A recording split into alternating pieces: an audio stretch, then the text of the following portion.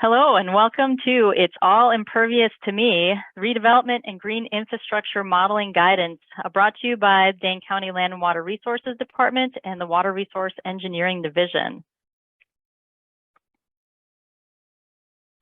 So your presenters today will be myself, Teresa Nelson, Elliot Mergen, and behind the scenes kind of running the show is Jeremy Belusic, our division manager. Some information about the webinar. All participants are muted and your cameras are off. Sorry, we don't get to see your smiling faces today. We do ask that you use the Q&A for questions. That way they're all organized in one spot. You do have the ability to chat with us, not with other participants. If you have any technical issues, you can put that in the chat and we can try to help. And then for those of you who signed up for a PDH certificate, those will be emailed probably next week. And that should be it for webinar info.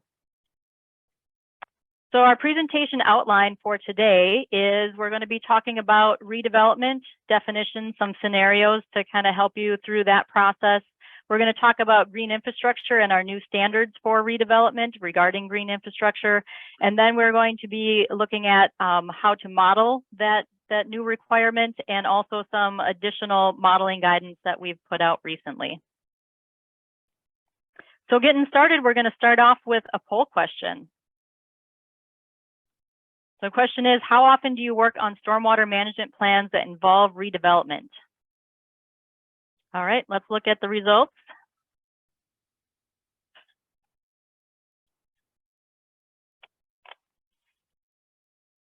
Looks like most of you work on redevelopment fairly often. So that's good that we've got you all here today.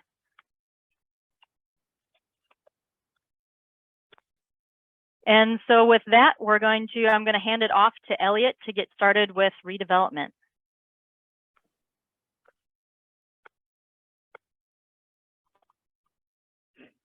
All right, thanks, Teresa. All right, so we're just going to start with the definition and kind of the basics of what redevelopment is. At its simplest, it's a replacement of existing impervious surfaces that exist prior to 2001. Where it gets more complicated is where we start talking about cumulative increases or just increases in general on a site. And with kind of our newer ordinance, the requirement now or the definition is that any increase up to 20,000 square feet of impervious surface on a site since 2001 is considered redevelopment. So this is a change from how we previously had interpreted it, which was that any increase on a site would be treated as new development. Now anything up to 20,000 square feet is treated as redevelopment. And then another thing to remember is that you can have a mix of new development and redevelopment on one site. And I'll also mention too that the redevelopment, what I would call the redevelopment trigger for stormwater is 4,000 square feet of disturbance on a developed site.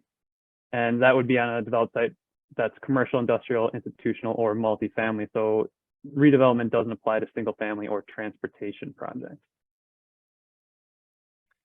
We'll go through a couple scenarios here. First, we'll just start with an example site and existing conditions being some existing impervious on that site that was built prior to 2001.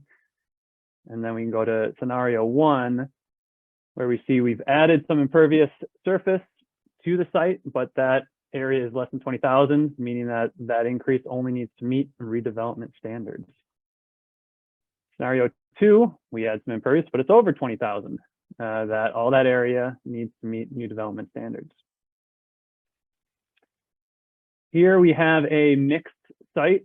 So we're replacing some of that existing impervious with new impervious, but that only needs to meet redevelopment standards. But we're also adding a net increase of 20,000 impervious to the site, and that increase needs to meet new development standards.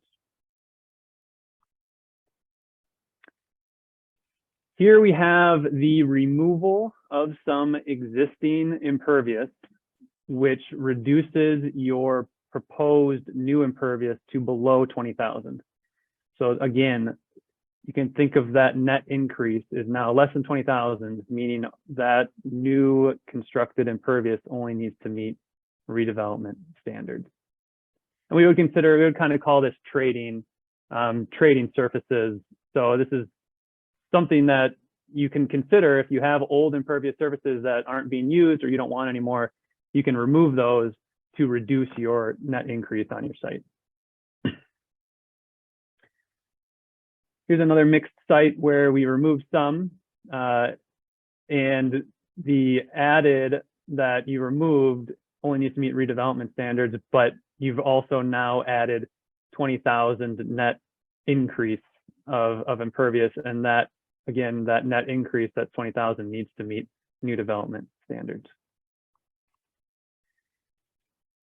So these scenarios are very idealized, of course. Reality is very different. And here is an example of a site that that I recently reviewed.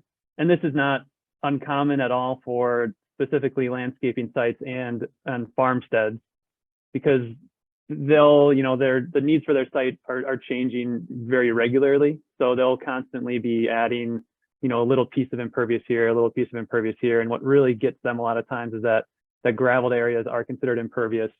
So those count towards your 20,000. So, and I want to emphasize too, when I say existing impervious, that's really existing prior to 2001, right? It's not existing as you look at the site today. So here we have, and the best we have is aerials for 2000. So this is what we often use here in the office, and I'm sure you guys do as well. So you can look at the images here in 2000, this is the site condition, 2005. Then we'll jump to 2014, and you can kind of see it expanding and growing through the years, and then we're up to 2020. And at this point in 2020, or this was maybe one year ago, they wanted to do some building renovations, so they needed to get a building permit.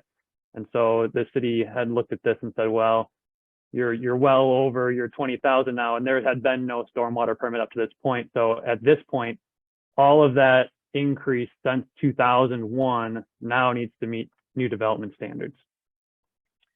So I would highly recommend, anytime you're looking at a site, you always go back and look at that 2000 photo, and that's kind of your baseline for determining your new development and redevelopment, because I promise you that's what I'm going to be doing. So yeah, poll question number 2. And so we're moving on to green infrastructure after this. This one pertains to that. So the results here, we have, bioretention. Most people know that that's green infrastructure. Permeable pavements, a little bit less. Rain barrels, a little bit less. And then some, so those 3 are green infrastructure. And then we have wet pond that some people voted as green infrastructure. And we'll kind of discuss in these next slides why that's not green infrastructure.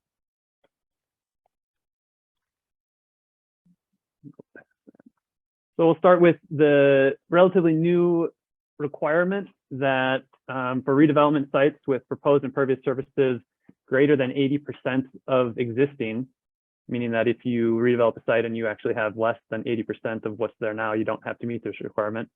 But that's honestly not super typical, but that is one way to not have to meet this requirement. But if it's not that case, the first ½ inch of runoff from your redeveloped impervious surfaces, all of your impervious surfaces, including roof, must be captured using green infrastructure.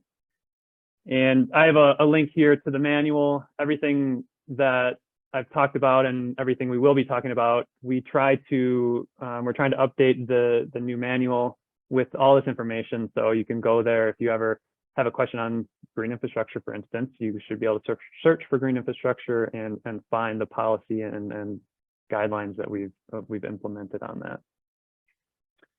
I will also mention that there's no exemption for green infrastructure in this standard. So what is green infrastructure? Well, I kind of think of it as a philosophical change and move away from traditional gray infrastructure, as it's called, which was really just designed to move water quickly move it away from a site and move it through the system as quickly as possible. Or trying to move away from that to try to capture more water on sites and absorb it and treat it where it falls. This makes our systems more resilient against the changing climate and provides social benefits such as green space and some cooling effects. There's economic benefits by reducing runoff volume and then not needing to maybe, increase your infrastructure around the site or your conveyance systems. You may not have to upsize those quite so much. There's environmental benefits such as increased pollinator habitat and cleaner runoff, generally for other animals and our swimming water and all of our water sources. So you may wonder why we're only targeting redeveloped surfaces. Well, we have robust new development standards already, so we felt it best to target redeveloped surfaces, especially because a lot of these sites that were built prior to 2001, they don't have any controls at all. So by targeting those sites, we can provide a pretty substantial benefit. And while there is a standard for sediment control off of parking, there's no standard, there's no requirements for redeveloped rooftops. So this also targets that. So I guess, and then generally we have the 3 items here that kind of symbolize what green infrastructure is. They typically will have a plant or soil system. They'll typically reduce the volume off of your site, and they'll also remove sediment from your site. And generally, when we're talking about green infrastructure, we're trying to improve the sponge effect of the city and site by absorbing some of that water that lands, not letting it leave the site.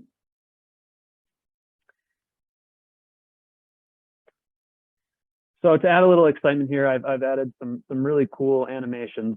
So here's the first one here. So these are different types of green infrastructure. The first one, rainwater harvesting.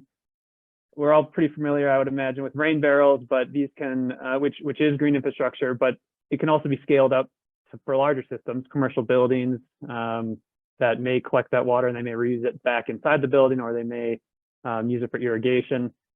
The difficult part with these types of systems is not necessarily collecting the water, but it's using the water in a timely way so that there's capacity for the next rainfall. Next one we have here, I think most people are probably familiar with, again, infiltration basins, rain gardens, bioretention.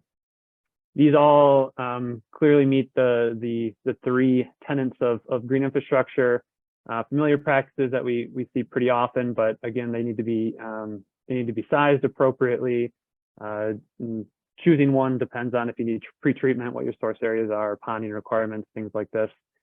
I will add that underground infiltration is considered green infrastructure, probably more out of necessity than anything. It doesn't provide that environmental benefit, which I think is one of the better benefits of green infrastructure. Vegetated swale or grass swale, routing impervious surfaces to vegetated or pervious areas is a great way to reduce the volume and sediment from your site. The vegetated swale is just a conveyance, a way to do that and convey your water that's not in a pipe. So having it routed through the swale provides some volume reduction, provides some sediment reduction. It's not going to be probably something you can meet the requirement alone with, because infiltration rates through swales are halved generally because of the dynamic movement of water, but it can be a part of your overall plan. Green roofs, newer concepts around Dane County, not necessarily around the world or the country, but more of these are being built every year, and they are a great way to treat runoff or treat water that lands on a roof. Again, they essentially are turning your roof into a sponge. There's high porosity materials in these systems that trap water and allow it to evaporate or evapotranspirate. with the plants that are located on it. There are many styles and manufacturers to choose from, and to be honest, we aren't experts in this. So if you are going to want to install a green roof, we recommend talking with someone here at the county prior to kind of finalizing that design. And the last one is permeable pavement. This is more of a family of products or surfaces. Permeable asphalt, there's permeable concrete, and there's also permeable pavers. These can be installed at pretty much anywhere, and combined with green roofs, you know, even the densest urban sites can utilize green infrastructure, and really, if they want it to be 100% green in a way. And then the last thing I'll mention is that this isn't necessarily an exhaustive list. There are other practices that may meet the definition of green infrastructure. So if you have an idea about something you want to use, again, just talk with one of us here at the county.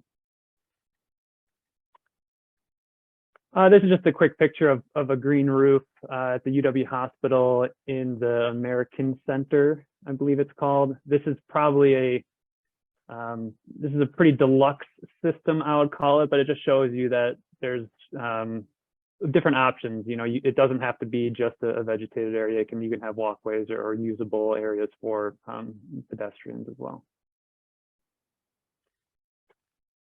I'm going to share my screen quick. You have to end your sharing.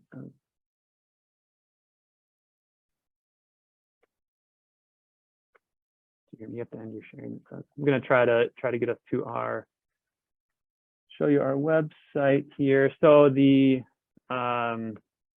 we've updated the county website. It was a little difficult to navigate previously, and even we here recognize that. So it's been updated to be a little easier to navigate. I'll show you kind of a couple different things on here. This is the home page. You can obviously, we're interested in erosion control and stormwater. And if you go to permits and applications, this is probably the page that most of you will be interested in. It kind of summarizes all of our application materials, and how to apply. And then the links on the left side will go to the individual pages to discuss those specific permits. So for instance, if we went to Stormwater Management page,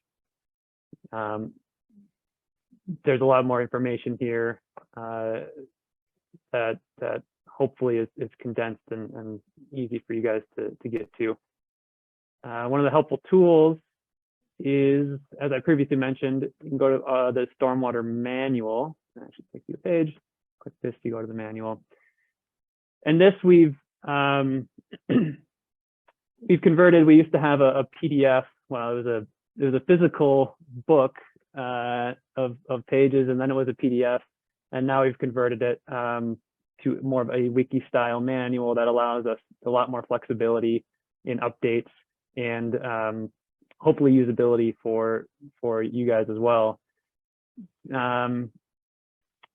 One thing I'll highlight, and I would encourage you to come here and look around, and frankly, if there are any recommendations for improvements, please send them to me. I manage this for the most part, so I'm always looking for recommendations to improve. I'll just highlight the sidebar here. There's a what's new section. This is going to have all the new policy and guidelines, I guess, that we implement. So for instance, we went to the green infrastructure page, you'd see hopefully everything I talked about and more. And then this is actually something that Teresa is going to get into here now. All right, now we're on to poll number 3 before we get into the modeling portion. So poll question number 3 is, all models are wrong, but some are useful. True or false? All right, looks like we got an 80-20 on that. It is a quote from a UW statistics professor, George Box, that is used quite often in the modeling world, and I would agree. Models are useful in that they help us represent actual physical systems, but a lot of times they do not have the same kind of complexity as our true systems. So we're going to be talking about some modeling and how it can be useful for showing compliance with our regulatory requirements. So getting into the modeling. So the first thing we're going to talk about is how to demonstrate the half-inch requirement for our redeveloped impervious surfaces. So we're going to be looking at what is that treatment volume. And that treatment volume is a half-inch times that redeveloped impervious surface. So it's only the part of the existing impervious surface that you're redeveloping. And then what we're looking for in how to treat that volume is that it is captured in a green infrastructure practice, and that it leaves that green infrastructure practice either through going through soil, infiltrating into the ground, or passing through the facility and then out and under drain. And what we're looking for is that treatment volume does not discharge over the surface. So it has some sort of treatment through that green infrastructure practice. Now, if you have redeveloped impervious surface on your site and you have additional runoff from other surfaces that are going to the same facility where you're going to be treating that half-inch, that same green infrastructure practice, it actually needs to be larger in order to account for that additional runoff that is coming in at the same time as that treatment volume from your redeveloped surface. So again, we're looking to capture it within that practice and infiltrate it or have it leave through an under drain. It gets some sort of treatment. It doesn't just flow over land. So different practices have different methods for showing compliance with this requirement. So rainwater harvesting, things like cisterns and rain barrels, really you're just looking at that storage volume. So the container must be equal to or greater than that treatment volume. And we're going to get into a little bit more detail in all of these. For bioretention basins, infiltration basins, other infiltration facilities, you can use a model like WindSlam or HydroCAD, and then there's certain rainfall events that we'll talk about that you would need to run through those models and show no surface discharge.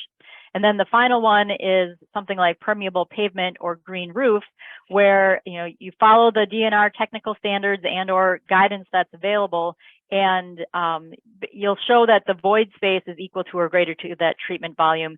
And that's something that we think generally, as long as you're following the technical standard, that will be that will happen. So for cisterns and rain barrels, like I said, you're going to size those to temporarily store that treatment volume, and then there must be a plan to release that volume from that container within 72 hours of the storm. So that's going to be part of your stormwater management plan. Your maintenance agreement is going to have that those practices to release that, and then it must be released to a pervious surface. We don't want it released to, say, storm sewer or released over a parking lot or something like that, because then it's going to kind of gain additional pollutants when you do that. So it must be released to a pervious surface. So with modeling the half-inch requirement, in WindSlam, HydroCAD, something similar, what size storm are we looking at? We're not looking at a half-inch storm because a half-inch storm doesn't actually give you a half-inch of runoff. And what we found with TR55, if you have a curve number of 98 for an impervious surface, a 0.7-inch rainfall will give you that half-inch of runoff. So looking in WindSlam, the 1981 rainfall file has a rainfall event that's about 0.7 inches, and it occurs on April 7th. And what you can do is you can model, just run the model for that one day. So you'd start the model on April 6th, you'll end it on April 7th, and that will model that one rainfall event of 0.7 inches. And then you would show that you don't have any surface outlet discharge from your green infrastructure facility. In this case, we're showing an example of a biofilter, and that surface discharge bypass volume is 0. Then in HydroCAD, you can enter a new rainfall in your calculation settings under the rainfall tab, a depth of 0.7 inches, and it's the same storm type that you run for your peak rate control in HydroCAD. We want to make sure that in your advanced settings under the calculation settings that you are not using a weighted curve number. And this should actually be done for all of your HydroCAD modeling, even for your peak rate control modeling, that you select the calculate separate runoff for each curve number and using a weighted flow rate rather than a weighted curve number. And then again, you're going to show that you do not have any surface discharge from your green infrastructure facility. Maybe that's your primary outlet, maybe it's secondary, et cetera, but you would show that in your output. And of course, there are some trading and other treatment options, the ability to capture runoff from other surfaces in lieu of the redeveloped impervious surface or treat to more restrictive standards. One of those is you can trade like existing impervious surfaces not being redeveloped. So if you have other existing prior to 2001 impervious surfaces that maybe it's easier to capture the water from that versus your redeveloped area, you can do that. They do need to be like, or you need to be capturing a dirtier surface. So if you had a rooftop that you were redeveloping, but it was hard to capture and you could more easily capture it from your parking lot, that's okay. The parking lot is dirtier than the roof, but you couldn't switch it. You couldn't switch, treat a roof instead of a parking lot. You can treat redeveloped impervious to new development standards, and this might be more of an option when you have maybe a small redeveloped area and a lot of new development, and it's all going to the same facility. In that case, you would treat your redeveloped impervious as if it was new development. So looking at your pre-development condition, that redeveloped surface would be pervious instead of impervious, is what you would do if it was redeveloped. And then, as Elliot said, some of this, this is new. There's other methods, and we're willing to discuss other ideas that meet the intent of the ordinance. So we're looking at, getting some sediment treatment and some volume control from redeveloped surfaces, and catching that first flush, that first ½ inch of runoff from the surface. So now we're going to switch to talking about some updated guidance for modeling peak rate control in HydroCAD for facilities that have underground storage zones. So something like a bioretention that would have engineered soil and a stone storage layer. And what we need to look at is, what we're modeling for that ponded volume in HydroCAD. And so, in a facility like this, there is some flow control through that engineered soil, so it can restrict the flow, and also your underdrain can potentially restrict the flow. And really what we want to look at is which is more restrictive. So HydroCAD developers have put out some guidance, and the link is on the screen here. It's their rain garden guidance, but it's the same sort of thing, looking at areas where you have an engineered soil and underdrain, and what's the most appropriate way to model that in HydroCAD. So like I said, we want to identify the most restrictive outflow control. So sometimes that could be the flow through the engineered soil, sometimes that can be the underdrain, and depending on which one that is will dictate how you model that. So case number one, the engineered soil is more restrictive. I think this really is going to be the most common case for a lot of the facilities that we see. And in this case, you would not include the void space storage. You would model the outflow from your pond as exfiltration, and you can use the 3.6 inches per hour as the flow rate through that engineered soil. You can route that then to the underdrain outlet. If it's not really controlling flow, then you don't really need to have it in your model. So that's potentially optional. So what that looks like in HydroCAD, as far as what you're doing for your stage storage data, you'll have your ponded elevation surface area, and then 100% voids. This is just your ponded area above the bottom of your facility. And your exfiltration outlet, you will use constant velocity. That velocity can be up to 3.6 inches per hour for your engineered soil. You'll apply it to the surface area, and then you'll allow exfiltration at and below, basically right above and right below, or right below and right above the bottom of your facility. That just restricts it so that it only uses the surface area of the bottom, and that it doesn't start infiltrating into or exfiltrating into a larger surface as the ponding level goes up and your ponded surface area gets larger. Case number 2 is that the underdrain is more restrictive. Sometimes this could apply to large bioretention systems, those with a restricted outlet to an underdrain. So maybe you have a 6-inch underdrain, but you've restricted the outlet to smaller than that. In this case, you can use the void storage of the engineered soil as part of that, and your outlet would be your underdrain as an orifice. And again, what that looks like, in this case, you would not only have your ponded area, but you would have your engineered soil.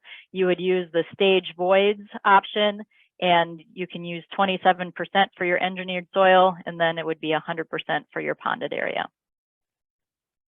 And then case number 3, maybe it's no underdrain. So something like an infiltration basin would not have, maybe wouldn't have an underdrain, wouldn't have necessarily engineered soil. So you don't get to include any of that void space storage underneath, and you would model the exfiltration at a rate equal to that of your native soil. So using your soil test pit information, that'll give you your infiltration rate that you can use in that. And again, similar to what we had in the first case, your ponded area, and then your exfiltration, and in this case, your velocity would be equal to whatever your soils data tells you it is. And I think with that, we are done with everything, and we can kind of move into our Q&A portion. Again, thanks for joining us. If you do have any suggestions for future webinars, we will definitely take those. Again, you can use the email that's shown on the screen. So thank you very much and enjoy the rest of your day.